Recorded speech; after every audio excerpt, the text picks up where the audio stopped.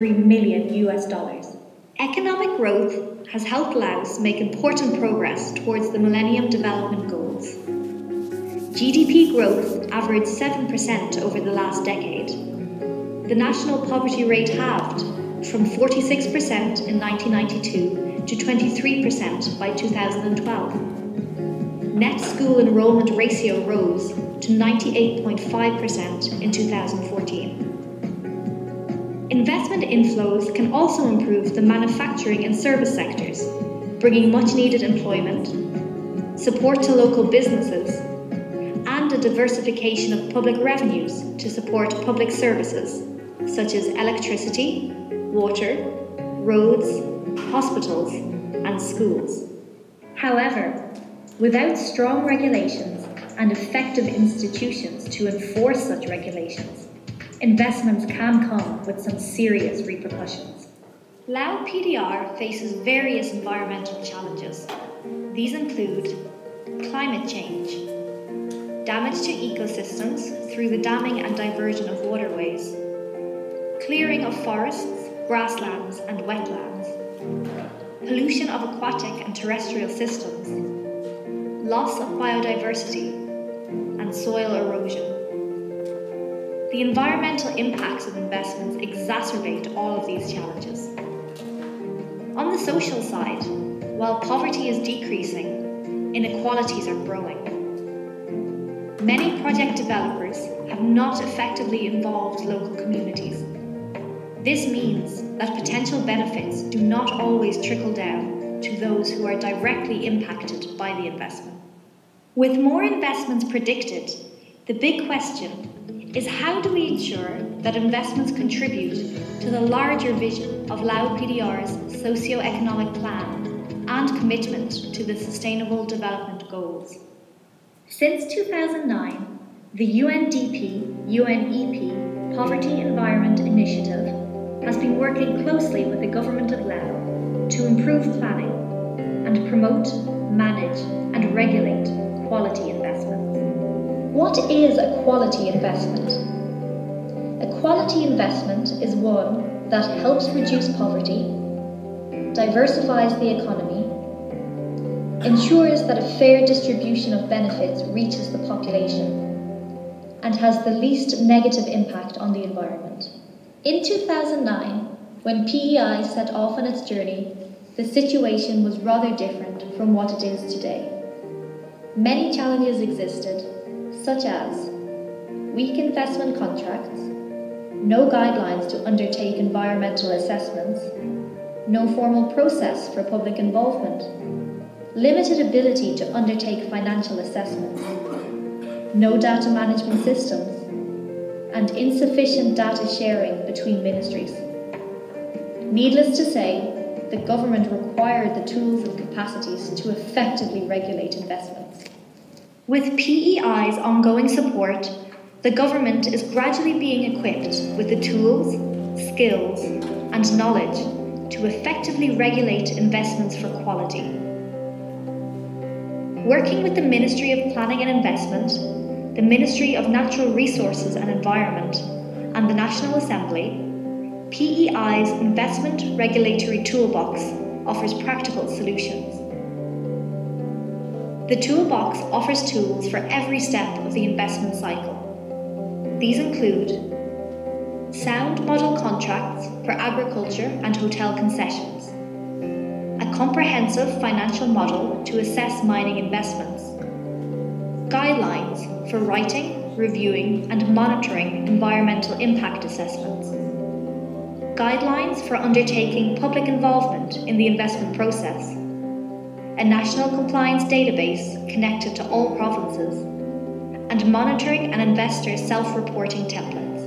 As a result, the Ministry of Planning and Investment now understands the investment obligations of each project. The Environmental Authority has clear processes and ministerial instructions to regulate environmental impact assessments. Ministries responsible for regulating investments are starting to collaborate and share information. Ministries jointly monitor investments, feeding back into data management systems, community voices are being heard by the nation's highest leaders, with the National Assembly guiding government to address community issues related to investments. However, a process or regulation is only truly useful when it is implemented effectively.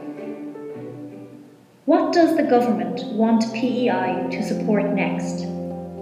This involves scaling up to ensure all provinces are using PEI-supported investment tools, expanding data management systems to other ministries for data sharing, working with the private sector to support inclusive development that is aligned with the National Socio-Economic Development Plan and the Sustainable Development Goals, removing investment bottlenecks related to poverty reduction and environmental protection, bringing transparency to the investment process, delivering quality environmental assessments, regulating community development agreements and local procurement plans, and establishing monitoring and enforcement mechanisms to showcase clear impacts. These tools and systems will inform national and subnational development policies to better ensure that natural resources are sustainably managed for all members of society. Lao PDR has come a long way in identifying the vast potential and the pitfalls of development which is driven by natural resources. The Poverty Environment Initiative solutions have laid a strong foundation. What we need now is forward-looking action through high-level political commitment and the support of the international community to continue PEI's journey in Lao PDR.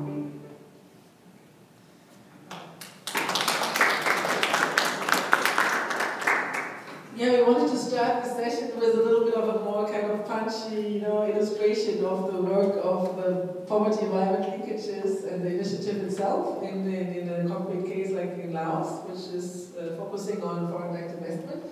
And we want to tell you also, what we want to do more of in the future. And I'm very pleased to have here with me my colleague Eddie Sekran, who is the head of the Sustainable Development Cluster within the UNDP. And he's our joint management board member of the PI, together with Bette Wilkie from UN Environment. And he will present now, together with me, will present a little bit, what does the new program look like? Because the new program, we call it Poverty Environment Action for the SDGs. Because many countries have been demanding kind of more support from the Poverty Environment Initiative for SDG implementation, because it's, we've been working over 28 countries so far, and the approach of the poverty, using the Poverty Environment Nexus, has been seen as very, very useful for implementing SDGs with an integrated approach. So, Nick, please. And they do it together. Why not? Can we go to the next slide, please? Thank you very much, Isabella. It's a great pleasure to be here. And those of you who know me well will know that the Poverty Environment Initiative is very dear to my heart. It's a great initiative and a good collaboration with our colleagues at UN Environment, which I personally very strongly support. Just to make an obvious point, I think, for this audience, speaking to the converted, and the threats that confront the environment will be very much rooted in the solutions we find in addressing the development challenges we now confront. And there are no shortage of challenges. We've been enormously successful in reducing the rate of extreme poverty since 1990. We still have 740 million people classed as extremely poor. And even though, by some estimates, this comes from the World Bank, about 250,000 people graduate from extreme poverty every day. That figure is accurate, but this is the figure that I've seen touted. The fact is the global population is increasing and will not stabilize until it hits around 11.2 billion people.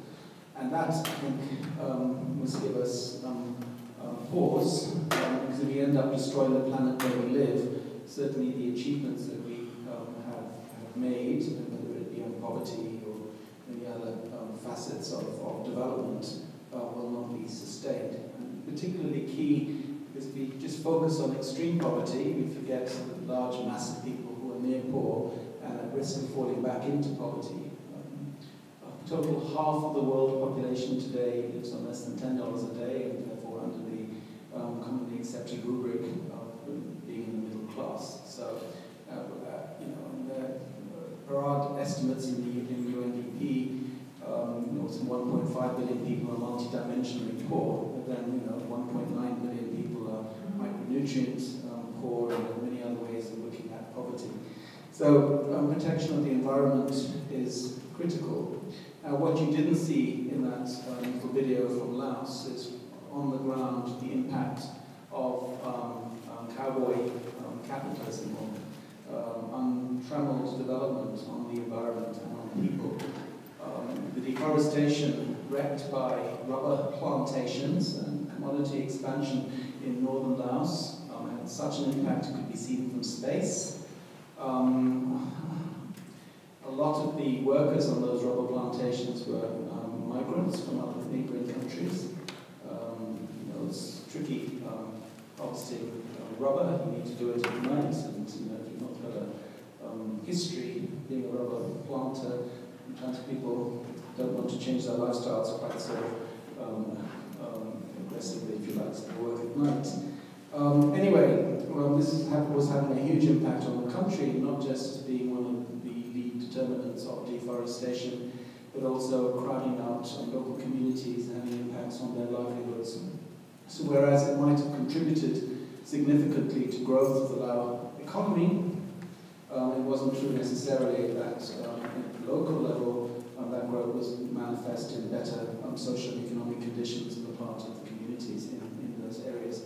And that was really why the PEI intervention in Lao actually put in place for the very first time a screening system for investments to ensure the right kind of investment, and the safeguards framework and the consultation framework and so on and so forth is so critical. Of course, the devil is always in implementation, and there's no shortage of problems there, I can assure you, but nonetheless, without even a basic framework, well, where do you even begin?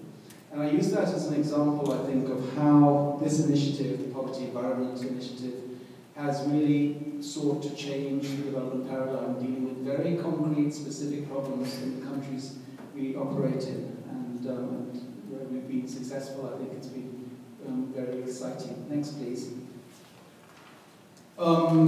We've worked primarily in the past in seeking to influence national and local policies and plans, sectoral policies and plans, systems by which development results are monitored, and budgeting and expenditure processes.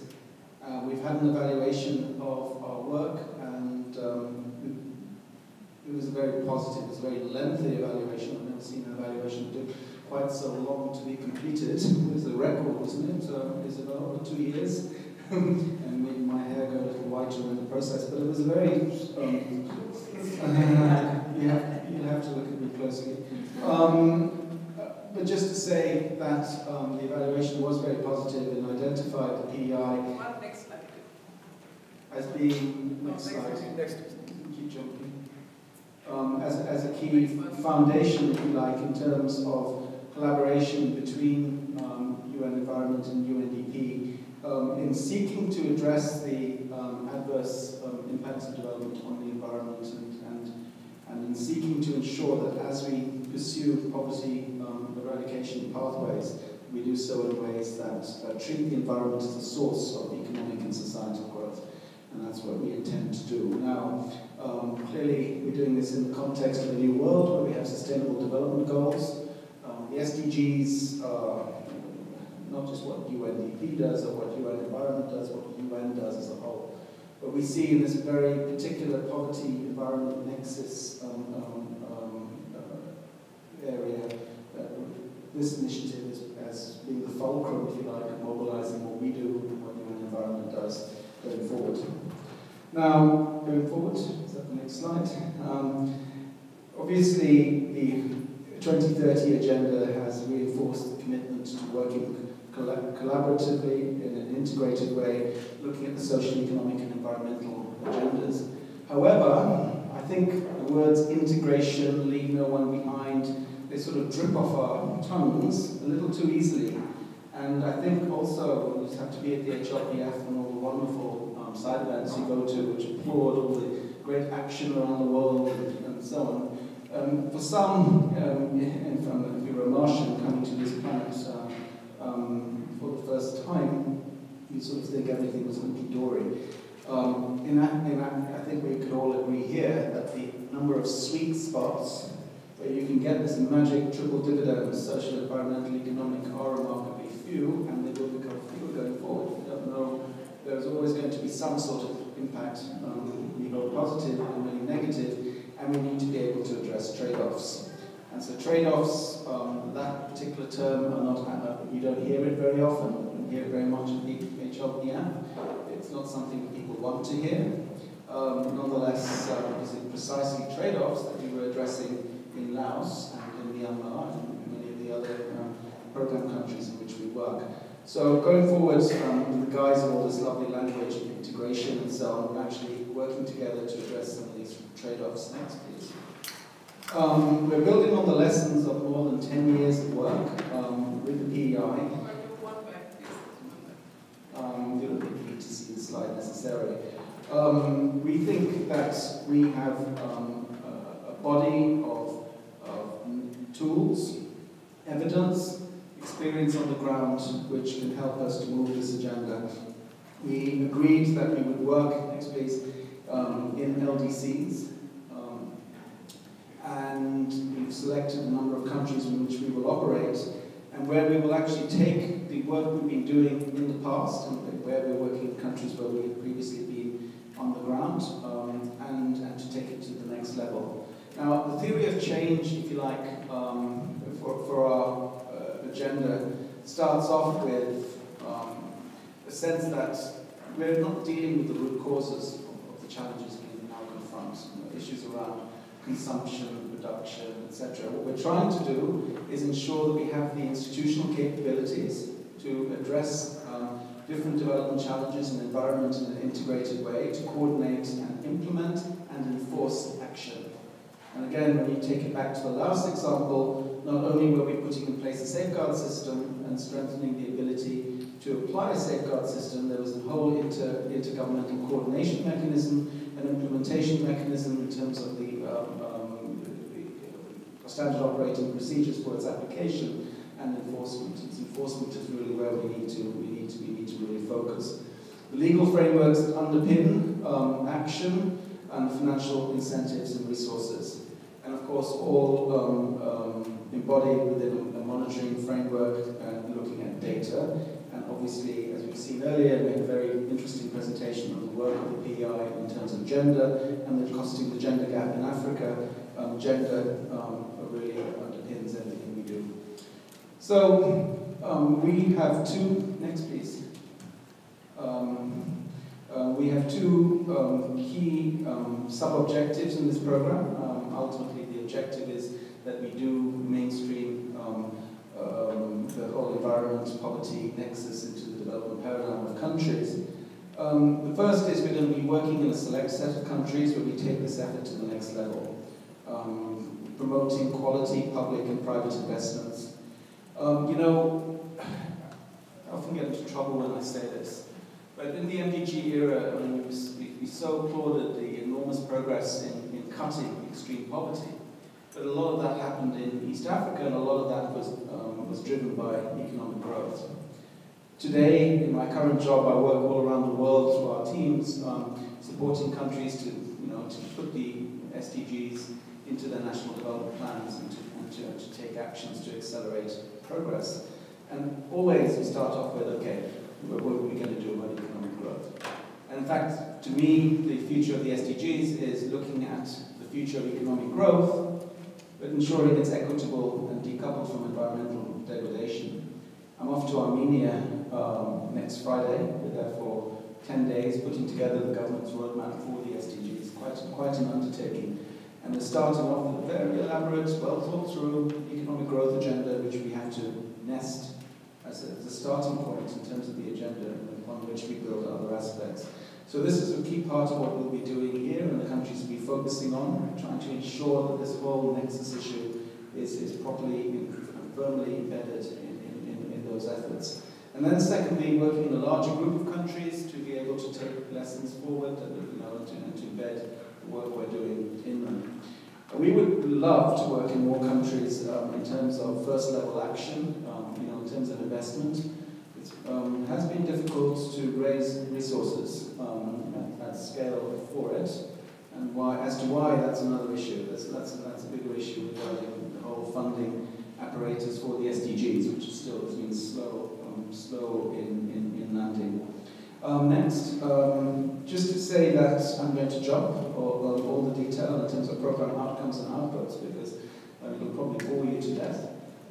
We are focusing in terms of our full country action on 8 countries. Bangladesh, continue to work in Laos, PDR, Myanmar, Nepal, Mauritania, Malawi, Mozambique, and Rwanda. And so these are countries where we think we have good prospects in terms of action. But going forward, in terms of the technical assistance part of the work, we have a larger group of countries which include Haiti, the Philippines, South Sudan, Bhutan, and so on. And this particular group of countries includes countries in crisis. A new job that I have, and I think Isabel, you're not aware of this, it's for my sins, I've become the Sherpa, co-Sherpa for the UNDG Sustainable Development and Sustaining Peace agenda.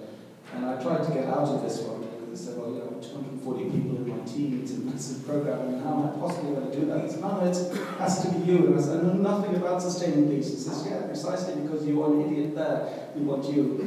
And I think it's because there are these people, either on our side, or in the sustaining peace side, we're very wedded to certain ways of doing things. We think we know it all.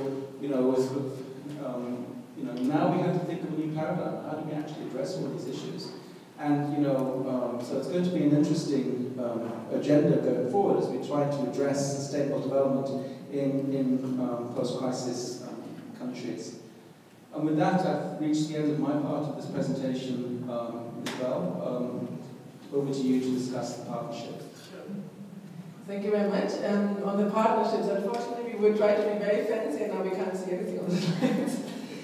And we're working with global networks. You have heard about the Poverty Environment Partnership. They're kind of, Eric presented their main kind of strategy. We work with the Green Growth Knowledge Platform, with the Green Economy Coalition is a network of think tanks, NGOs, IIT is a part of that, and donors as well, where we kind of from our perspective, try to push the inclusiveness part of the green economy agenda.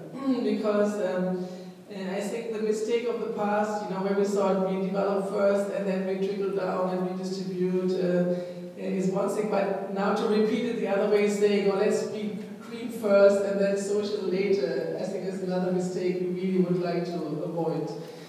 So again, these agendas have to be driven in a parallel manner so that we not kind of create green jobs and then see, where did the workers disappear to.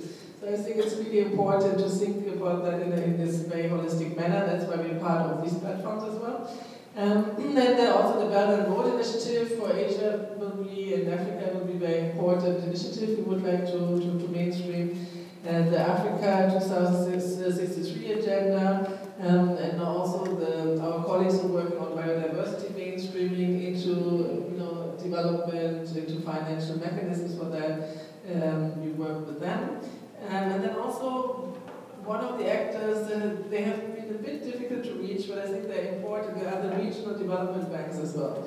Because while in their programming, they often have poverty environment mainstreaming in their lending policies, which is really about the big infrastructure investments, for example, in Asia, also in Africa. There is very little kind of guidance on how to mainstream poverty environment. So that is another area where we really would like to strengthen our efforts in the future. The EU has just done its own climate and environment mainstreaming guidelines, so we also kind of work together with them to apply those guidelines. And then, of course, all our colleagues here, UN Women, UNCDF, Environment Management Group, the UNDG, and the interagency country team at the country level to really make sure that, you know, different actors, that we work together on these nexuses. Because the interesting challenge of a nexus work is that you don't do it by yourself, right? It's a cross-cutting expertise, and therefore you need to bring different actors and different people in to make it work. Then our last slide is a little bit partnership opportunities. You know, what are the areas where we would really like to work with all of you and kind of strengthen the thinking, but also the action on the ground. So the first one is, how can we strengthen together coherent policy development and implementation in support of the poverty environment nexus of the SDGs? You know, how can we work on that together, both at the global level, you know, the conceptual thinking, the tools, the methodologies, but also at the national level, let's say, how do you implement that? And the mobilization of domestic and international investments opportunities and also fiscal incentives. You know, how can we really make sure that we redirect investments into the poverty environment nexus and areas and objectives? What are innovative tools and approaches? That's why, again, we still have a few copies of our handbook here, you know, and reach out to other organizations to have a larger kind of compendium of tools and methodologies. So that we can do together institutional capacity building. I think it came out in all of the presentations from the country, Guatemala, also Lasmane from Burkina said that we need further institution building and strengthening of the actors, and then strengthening their capacity for mainstreaming. You know, what are the barriers? How can we share lessons learned? And the PI is doing like an SDG toolkit where we invited all partner organizations come together with us, you know, share best practices and share impact of tools. So it's not only a toolkit, it's really also saying what was the impact of these tools, you know, and what are the factors that make success more likely at the country level. So I think that's a little bit like what we would like to do in the future. This program will be running from 2018 to 22. And it is in response to demand, high demand from member states of the UN. We have received more than 50 demands from countries to be part of, you know, such a program. So it is really a collective effort, and we would like to strengthen our work with UN Women and with other agencies, of course, you know, who are present here. And so it would be interesting to get a little bit your feedback, you know, what you do in related areas, where do you see scope for collaboration, and you're really welcome to be part of the partnership.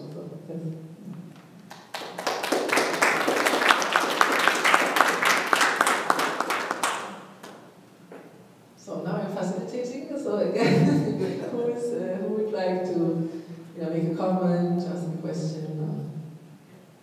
No, just a comment that since we left the discussion after the presentation of the presenters, and right after that, even the presentation of the yeah, exactly. So this is the time for actually asking comments, not only on this, but also on the presentation that were made, because I think as of now, until the end of the meeting, we would very much like to engage the participants. Now they have heard a lot of perhaps bridges. It is now their turn to come back with some of their comments and some of their questions to the panel and to the presenters as well. Just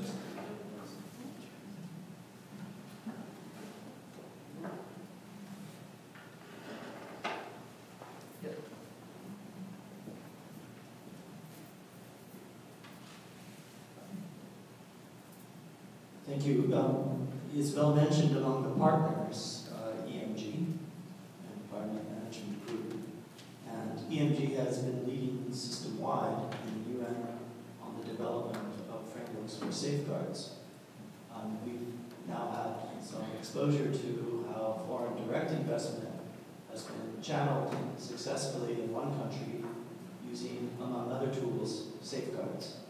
Safeguards, environmental, social, and economic safeguards in the context of UN environment, environment and social safeguards with UNDP, World Bank, which has 2 decades of experience with safeguards. Safeguards are now the norm among international institutions. how do we move that progress to the national level such that member states would themselves develop the capacity to put in place safeguards and channel foreign direct investment, but also public investment into sustainability?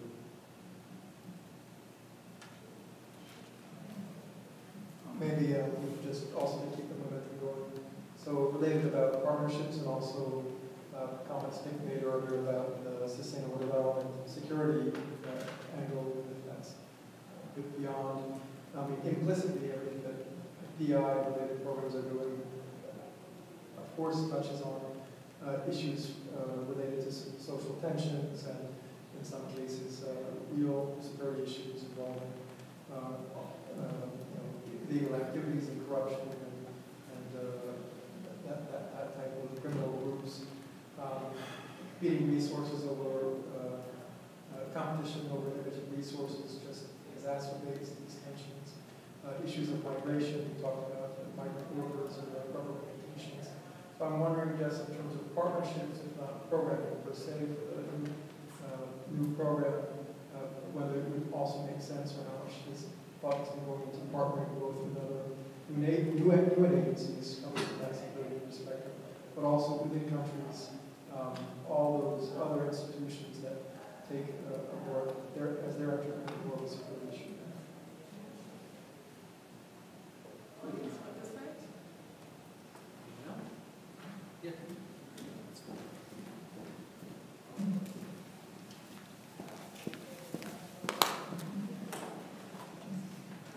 Hi, I'm Pauline Henry from Untitled, from the Social Policy Division, and I work in particular on youth issues.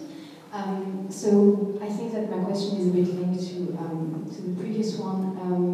I know that you've mentioned a lot the question of gender in the poverty environment initiative, so I would like to know if you are envisioning also working with young people, either in the programmatic aspects, but also as stakeholder and to engage with them in the programmatic for more like the youth participation side. Just perhaps another topic. In DESA, we are the permanent co-chair of the Interagency Network on Youth Development, and I know that UNDP and UN Environment are part of that network. And it happens that we are currently developing a new UN strategy on youth. So I think that might be also another way to partner on this topic. Thank you.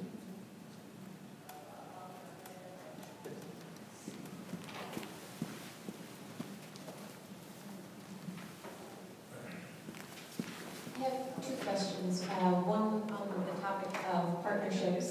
Oh yes, Teresa Blumenstein. I'm with Unanima International, which is one of the NGOs.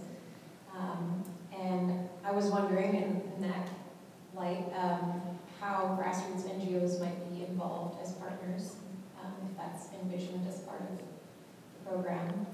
And the second question relates to the geographic scope of the program as currently envisioned. I'm wondering if it's envisioned that there's a phase in which this program will address kind of the super consumer nations and the economies of the world, because there's certainly the flip side to scaling up sustainably is scaling back what's unsustainable.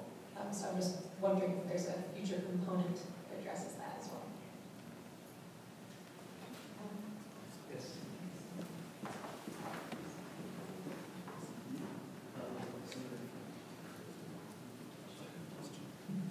My name is Margaret O'Dwyer, Company of the Daughters of Charity and NGO Group. I just have a simple question about how you're engaging with Indigenous persons. So many of the economic activities, obviously, I'm hearing from them the hydroelectric plants, the drilling is just absolutely destroying their land. And their being, because I understand from them that they don't disconnect. It's not me and oil and me and water, it's integrated into one, and I just wonder, a lot of investment happens because people decompartmentalize that, and I just wonder how you deal with that.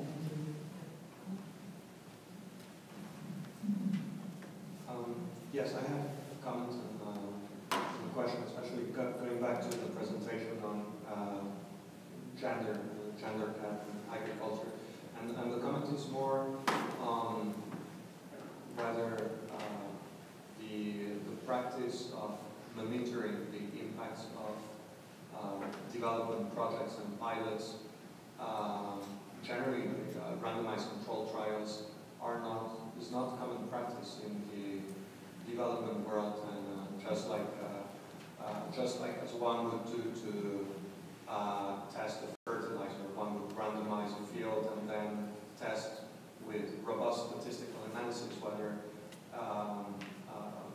fertilizer works or any treatment works. So we heard that figure in your presentation coming from a World Bank report that between 60 and 80% of women form the workforce in agriculture. And that comes from the World Bank report that is not an RCT. So there's an article that I had under my eyes, February 2017, Luke Christensen, World Bank, that totally debunks that number that circulates around a lot, and that provides, and that then you were making the link between, okay, we have evidence, now we need to go to the policy pipeline. Well, this number actually that is driving a lot of policy seems to be pretty wrong. And this is based on a robust randomized control trial in 6 countries in Africa, the LSMS survey. So that's one first comment, whether to change the paradigm in the UN system could enforce robust statistical analysis with it's very cumbersome, of course, in the implementation of pilots. However, if initiatives will upscale, the right drivers need to be identified with robust statistical signals and not on wrong premises. That made me forget my second comment, but I'm going to remember it, hopefully. Great, thank you so much. Good. As a gentlewoman, I give Nick the floor first, and then I'll answer the questions. Well, look, we're not only working in developed countries. Not to say we don't need these sorts of interventions, it's just not within our mandate. And also the PEI isn't a whole SDG implementation framework. It's very specific, targeted investment in institution building, policy and action and enforcement and underpinning finance. I can think of many, many things we need to start looking at. I think even over the next years as we pursue PEI, and the world is changing quite radically. But I take your point is about trickle down hasn't worked. I saw an article yesterday. The treacle is so thick that it doesn't flow. So how do you address issues like that? And some of the proposals out there, for instance, for taxing robots more than people. I mean, how do you change the incentive frameworks in terms of how do you employ capital? These big picture issues which will have an impact in terms of what happens with investment globally, and that's something we need to keep in mind. Some $50 trillion worth of infrastructure investments planned in the world in the next 20 years. It's a significant investment. Where that goes, how it's managed, huge implications in terms of the world's future, and that includes huge implications for indigenous peoples. Both the UN Environment and UNDP have strong safeguard systems, and we are committed to full prior and informed consent. We're not actually supporting the infrastructure investment ourselves. We're putting in place the systems in the countries where that is our action to ensure that the countries have a system in place in terms of addressing safeguards. The fact of the matter is very few countries have such a system in place, developed or developing. And that's probably the next generation of work that's needed. I mean, how do we ensure that those safeguard systems are in place at country level and are being applied fairly at that level? And there's some big challenges going forward when we start looking at those sorts of developments in a world with a bigger population. How do you deal with issues around eminent domain? In terms of your infrastructure, and of course things which are the bigger public good, but which may have an individual or a small group impact, negative impact. How do you reach a balance? What's acceptable? Are we really a world full of true individual libertarians, or how do we come together? And I think those are some of the questions that society is going to have to answer. It's going to evolve over time. But that's really, when it comes to infrastructure, as the heart of some of the things we need to do. When it comes to data and premising your investments on false data or false assumptions, this is a really critical point. I won't speak to your example of agriculture. I'll let you answer it. I do think sometimes we pick from certain studies and then we extrapolate and then especially when we end up repeating ourselves so often, and we actually repeat what we want to hear ourselves, that as a consequence sometimes we help perpetuate wrong data and wrong proposals. Maybe this is just a facet of the development system that is just unfortunate. But in the world of sustainable development, we need to recognize that we don't have all the answers. We have known problems with certain known solutions, where you can assess what you've done and apply it. But actually we have many problems which are known, but the solutions are unknown. Let's face up to that. We don't have all the answers. And in fact, we have many problems which are unknown, and the solutions are unknown too. Because we're moving into a world where all sorts of potential abrupt change, all planetary boundaries, discourse, etc., have quite interesting feedbacks in terms of our development framework. And so I think there's an entire, we have to be honest around the challenge that we confront and around what it really takes to make a difference. And I think I don't really have an answer other than that to your question. We're working around the world trying to get countries to support, together with the UN system and the economic commissions, the data in order to drive the SDG agenda. But with these 241 indicators, many countries are not going to be able to monitor them. There are 30 countries in the world without proper statistical offices. But is it really I'm not going to question what the member states have decided, but actually when we're talking to countries, when we're involved in the mainstreaming agenda, they've got much more basic questions, like, are you premising this policy on the right data? The question that you raised, which is not, of course, an indicator question for the SDGs. And I think that's what we need to absolutely get right. So thank you for that comment. I think it's a very, very important one. Yes, thank you. I will also start a little bit on the question of the data, right? I was working for the State Policy Economic Commission for Latin America in the 1990s, and there was this kind of statistical conclusion saying that there was a feminization of poverty, especially in Latin America.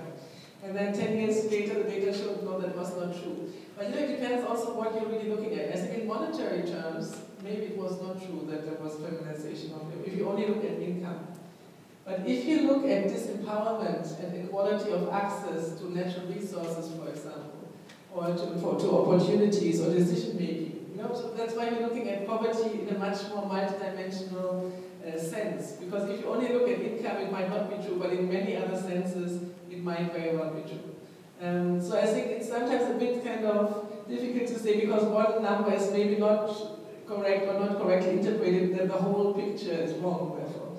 So, I think also it's a little bit tricky. We have to be a little bit more it's a complex world, and one figure might not be correct, but it doesn't mean that the conclusion is not, the right one. So that's one of the things. My problem a little bit with the gender gap study, and also a little bit what you have, not a problem, but the question is, our study is a more traditional study on productivity, inequality, and then the how does it impact productivity and therefore kind of economic loss.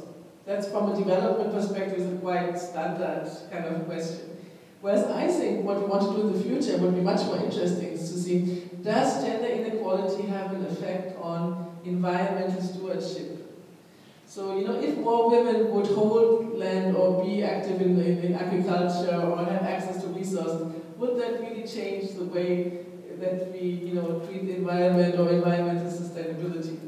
Because I think if we could prove that, we would have a very strong argument in the environment world, for gender equality. And I think there are very few studies, I haven't seen any study that kind of proves that. I think I know about one study in Rwanda, where Rwanda has given equal land rights to women. And I think the World Bank did one study to see not only it improved productivity, but it also improved environmental kind of sustainability. But there are very few studies on that. So I think for the PEI and the Poverty Environment Nexus, that would be a very interesting way of looking at it. And the same about indigenous peoples. I worked for over 10 years with indigenous peoples on indigenous people's rights. And I think it's one of the most holistic agendas I've ever worked on. Because there is no topic in indigenous people's rights that is not linked to land, to environment, to poverty, to politics, to decision making. I mean, it's a very, very interlinked agenda, of course. And I think many of your questions kind of related to that. How do you really make sure that in our country programs, indigenous peoples, young people, civil society organizations are really part of what you're doing? And we have been trying very hard to integrate a rights-based approach into our work. Because in the beginning, many people or many colleagues didn't understand what that meant. They think when you talk about human rights, it's taking people out of prisons. Yeah? So they didn't really understand this is about participation, empowerment, equality, non-discrimination in the work and accountability of governments in our work. So I think that is a very important part, and we have been trying to push that very hard into the work. But I think what's important is to work with existing networks. So I think a new program should not come and establish another civil society platform just for the poverty environment mainstream. We should work with existing civil society platforms at country level. And for example, in Mozambique, there's a very, very strong one now working on accountability and transparency on natural resources in the country. So we're trying to work with that platform and make it, use their advocacy power, get them involved in all parts of the lobbying that we're doing for more transparency and accountability. So I think that's a bit the role of the UN, to provide a platform for actors that otherwise would not have easy access to the government. So I think that's our role, to provide that platform, to provide that access, and have their voices to be heard. And for us, of course, it's an advantage as well. We need actors at the country level that speak out for poverty environment mainstream. Because otherwise it becomes a theoretical exercise, right? We really want people to say, this is what we need, the safeguards. Ethnic minorities in Laos have been displaced forcefully for 2 decades, basically. It's not only deforestation, it's also the social impact. Forced displacement away from the forest, with very terrible kind of impact on traditional knowledge, on livelihoods, etc.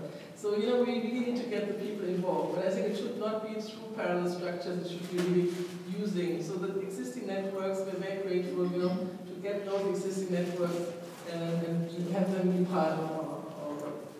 And I think that was a little bit it. The agenda with new topics. Of course, donors love poverty environment because, a lot of the reasons for migration to Europe and other countries is, the poverty environment nexus. Let's face it. People who have, losing their lands, or in the Sahel, in Burkina, how many Burkinabe going to neighboring countries, not even migrating to Europe, but migrating to neighboring countries, because, the livelihoods are degraded, there's desertification, there's, little opportunities for livelihoods. So I think this kind of nexus will become more and more obvious and important. So we're very happy to work here with our colleagues from IOM and other, agencies to look at the kind of prevention angle of that as well. I wanted to respond to a question about youth, first of all. In Peru, in the solid waste management field, there's been quite strong outreach to youth and national guidance and legislation now that gives youth a role in the implementation of that law. In previous work in Uruguay, we worked with the informal sector, also on waste management. In fact, there was South-South exchange between Uruguay and Peru. And there are certain economic activities on the borders of informal and formal sector where youth and women play relatively larger roles. So there's opportunities there to look at. One that we've talked about internally in the UN environment, but not in the Poverty Environment Initiative, actually had an outstanding example of a kind of data glitch, the statistical false statement that bounced around our system for some time before we killed it. And that was in the field of fashion, in a discussion on fashion and sustainable development. We had in a draft document, internal, a statistic that said 10% of carbon emissions was related to fashion industry, and that the beauty and fashion sectors constituted the second largest polluting economic activity on the planet. Both of these statements are completely bogus.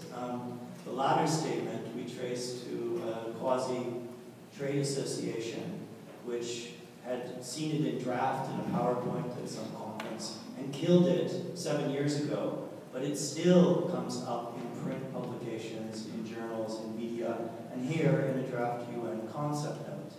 I called Sustainable Apparel Coalition, and they confessed they tried their best to kill this false statistic. That said, the statistic that Eric mentioned is actually somewhat less than 50% of agricultural work in Africa being done by women. It's from a 2014 World Bank report, and I'm very interested if that's been debunked as a bad statistic, because it does appear in our publications. Good, thank you very much. Okay, I think,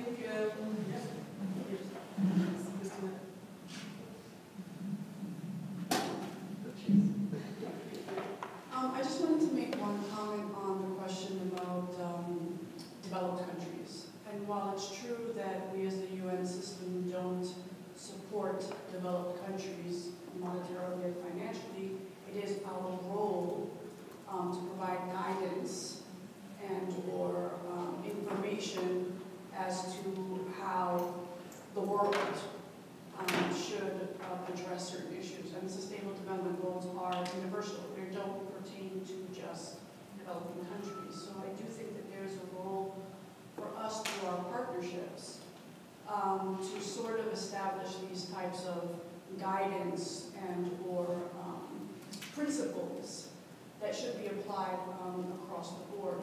And maybe maybe it means engaging others such as the NCCC who have more oversight in terms of these climate change issues. But how do we do that so that others are also responsible? So we shouldn't forget that. No, and I think this was a little bit from the UNDP perspective, this answer, but of course, UN Environment, we have a lot of programs on sustainable consumption and production, which is looking exactly at what you mentioned. So there is a lot around resource efficiency and these topics. It's just that this initiative has a focus on these developing countries.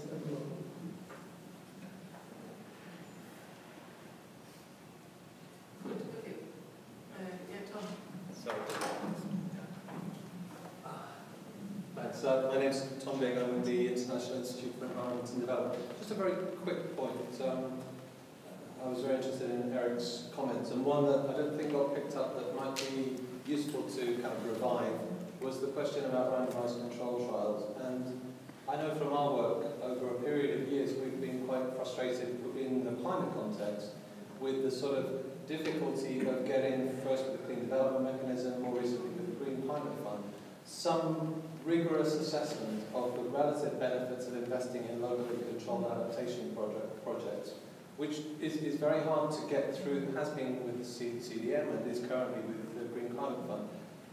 At the moment, we can only put forward sort of assertions based on our own research that demonstrates the multiple benefits of that kind of investment.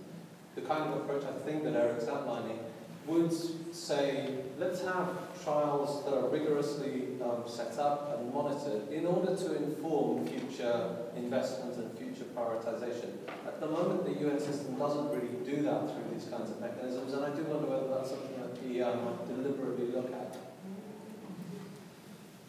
Yeah, no, thank you for that suggestion. But I think the role of the UN is maybe not that of a research institute, and you cannot because of the time constraint and also the expertise. I think it's better to do that in partnerships, basically, and have a good university or have a good think tank doing the research, because the UN is not a research institute. I mean, we can't do research to such a in-depth research. But you can work in partnerships with others. And for example, the PI has been doing that. We have been working with researchers, national and international research institutes to do that. But you couldn't do such a big data. Yeah. I think it's true that there's a real tension between the development community and the academic community. So, in that the dialogue is really difficult to engage with the development community in that there's a mindset, and of course I have 2 data points. I don't have a 30-year career in that field, but I have been working as a PI of a project with a large development initiative with the World Program, and discussing with other colleagues, Gordon Conway, for instance, one of them. It's true that the rationale in the development communities that has been pervasive is the sort of Jeffrey Sachs, Millennium Villages, give me $1 billion, we're going to have some indicators. Okay, so then we can have, I think it's 2 different conversations. Do we measure something with in Fahrenheit or in Celsius, or is it not temperature? Is it wind speed? Anything? That's another debate. But we need to break this wall that exists between the development community. Give me money. We're going to save the world in 5 years. We're going to upscale these to 50 million farms. But it's really complicated, because putting together a robust randomized control trial is extremely cumbersome. It's extremely cumbersome. However, down the line, it can avoid huge costs where hundreds of millions of dollars are spent on the premises of wrong data. No, I agree with you, and I think that's why the partnerships are also so important. But I think it's also, don't also forget that success is not only a question of good data. It's not, a question of only one factor, yeah? I think good data and research is one, but also political will and capacity is another one. So you can have the best research, but if you have no political will by country X to implement then the results, or by the private sector in your case, then it will be staying in a nice article in the journal. So you see, so you need a bit of both. And I think the role of the UN is maybe not the research part. It's more the creating the political will and creating the platform where countries then can take it up. I think that's a little bit where I see more the role of the UN. But it doesn't mean that we shouldn't have both. Ideally, of course, it should go hand in hand. Good. Okay, with these words, I'll give now the floor to our dear colleague Juan, who has been animating together with our colleague, my co-director Agendain, the e-discussion on the poverty environment nexus. And I think it would be nice if you could share a little bit, what has been going on. So for those people who can't be here today, but who have been in different parts of the world, what have they been saying? Juan?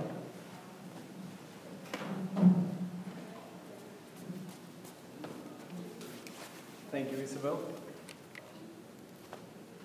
Well, I guess I'm already here, so we're running a bit late. I'll try to do this as quickly as possible so that we can segue into the next breakout sessions. However, it is a big responsibility, and it's not easy to come after, to present after such a valuable and comprehensive program as the one that the Poverty Environment Initiative just shared with us. However, it is a big honor and responsibility to share the voices of those who are not currently here.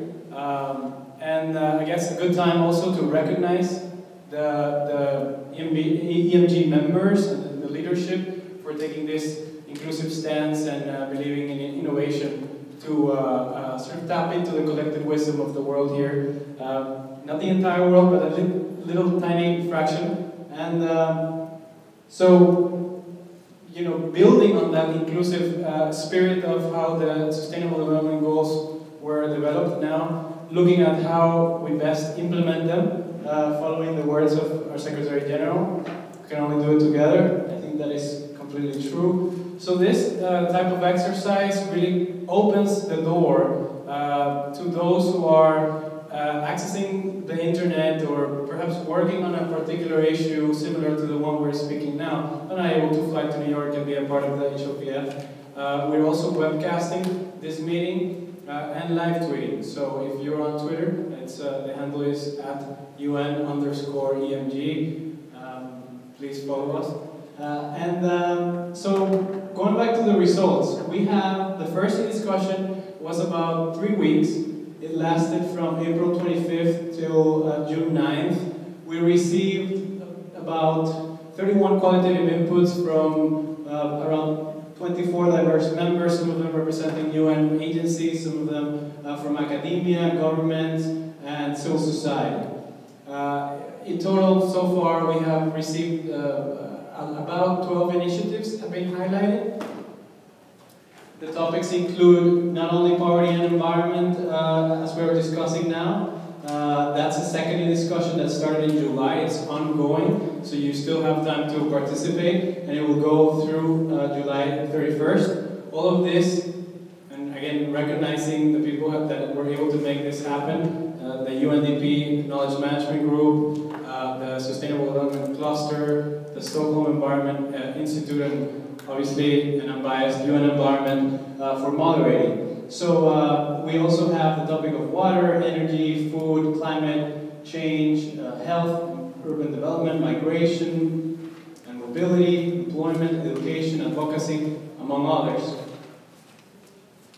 So here are some illustrative stories. The first story I thought was quite interesting was a story of a participant that is serving as a consultant to the Parliament of Nigeria. So she joined the e-discussion looking to see how the Nexus approach would be a useful tool for advancing the environmental dimension within the context of mainstreaming the 2030 agenda in her country, specifically through legislation and within the Parliament. So we shared some of the guides that the UN system had put together, namely the Guide for Parliamentarian Engagement and the Implementation, Monitoring and Evaluation of the SDGs by UNDP and in collaboration with IPU. So obviously the participant was quite happy that this information was provided, and I guess some of the other participants were not necessarily aware that such tools existed. It's actually a great tool. The PowerPoint presentation will be shared online, and it has the hyperlinks to all of the stories and the examples. The second story is the NGO Committee on Migration, which has created a subcommittee on climate-induced displacement. So, and I believe that they are in the room. Okay, that's fantastic. And what they did was they shared a bit of their work in bringing the climate perspective into the migration meetings that were happening about a month ago. It was quite interesting. It also happened in the context of the Indigenous Peoples Forum, and the work that has been done is around the inclusion of the grassroots voices and really focusing on how climate change affects poverty, unemployment, food, housing, energy, and so many other interrelated SDGs or topics. The examples mentioned were the Nansen Initiative by the government of Switzerland and Norway, and also the Advisory Group on Climate Change and Human Mobility established by the UN system.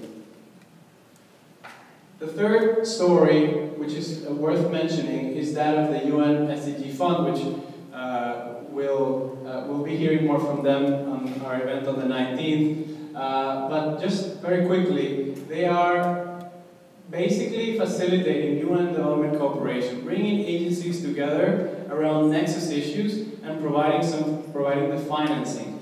But they're also bringing in partnerships from national governments, from academia and civil society to find solutions on the ground to some of the topics that we're discussing here today.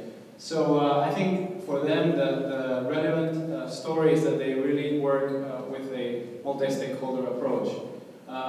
They're hosted by UNDP, and some of the examples that they shared were touching SDG 2, 7, and 9, zero hunger, renewable energy, and changes in infrastructure and industry. So the case studies were in Bolivia, about food security, nutrition, and solar energy. And then the other one was in Mozambique about providing training opportunities on the green construction and traditional techniques for construction. And then it's worth also highlighting some of the solutions that were shared through the platform.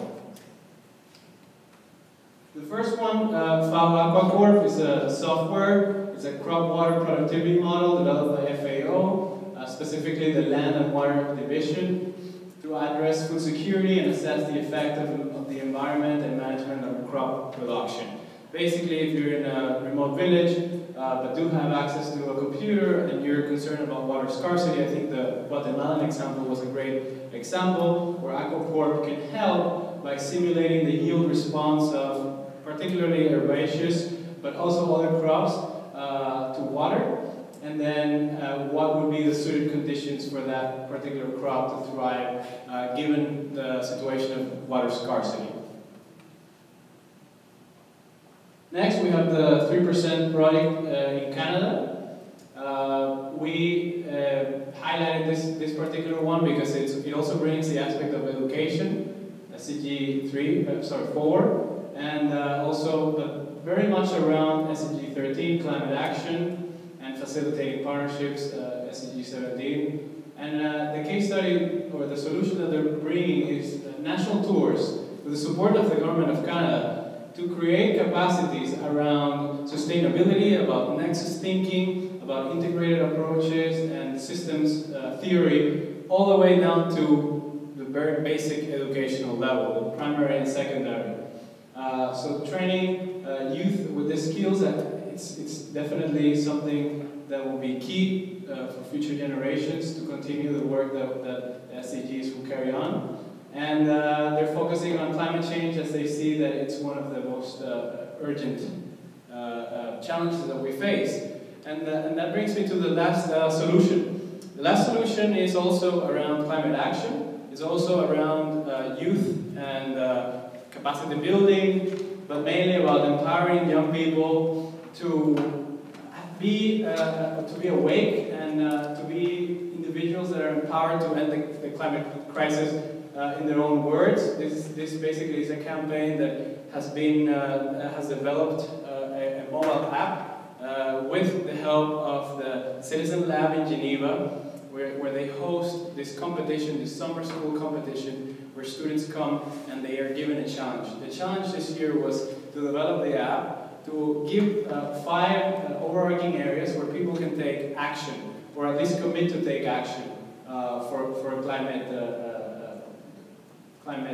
avoiding climate change mitigation, I would say.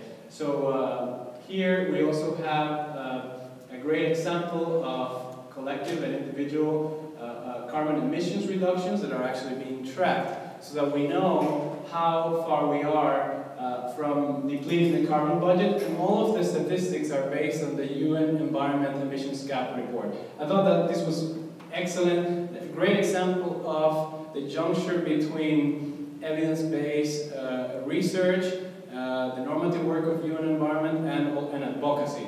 So another great example, and the app is available. You can download it for free on the free Wi-Fi. So that's it. If you have any questions, I know we have to also run into the breakout sessions, but if they are quick, I'll be happy to answer them.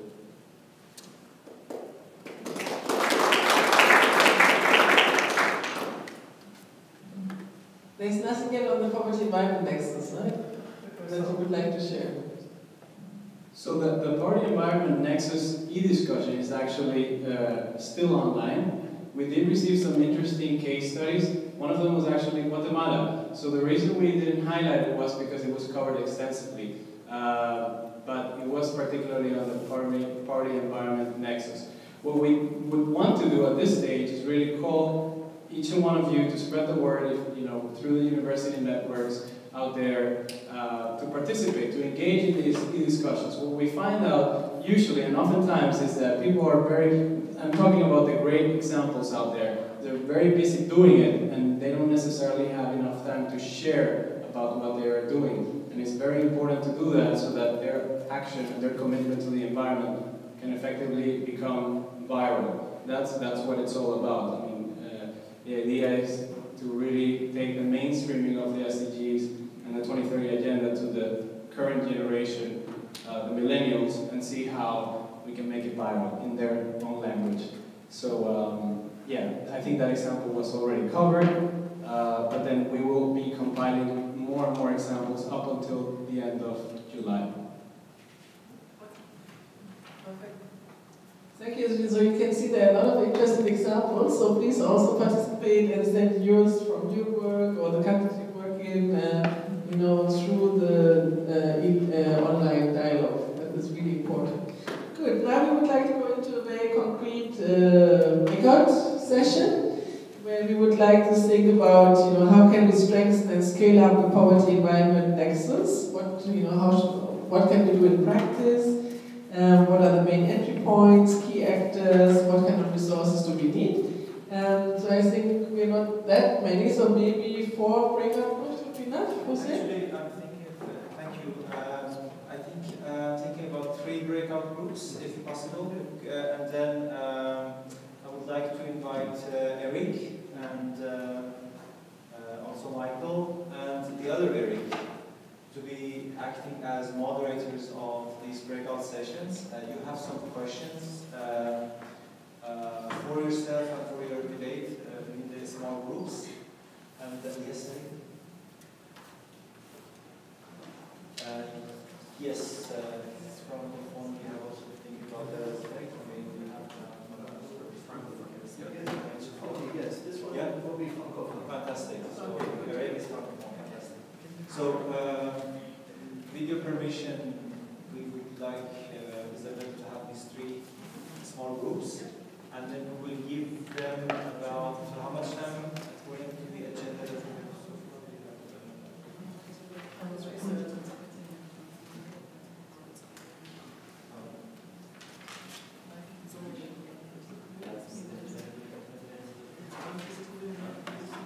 So each breakout group has about 20 minutes. 20 minutes just to address those questions that are mentioned in the agenda, and then the moderators are responsible to bring to the plenary the sort of a summary of a gist of the discussion that they have had, using the flip charts also that are in the corners of the room. So make use of the papers and any of those notes that help you just to summarize the discussion. So it just a little bit helps us to vibrate and then make use of your thoughts and not always to be listeners. So please actively engage into those, be very open. Imagine that you are, you know, at a country level, you are representatives of different sectors, representing ministries, and you want to work together on the nexus of the poverty environment. What will be your vision? What tools do you bring in? What concerns you will have, so on and so forth. So it's what will be your role actually. So please be very open-minded, very, you know, sort of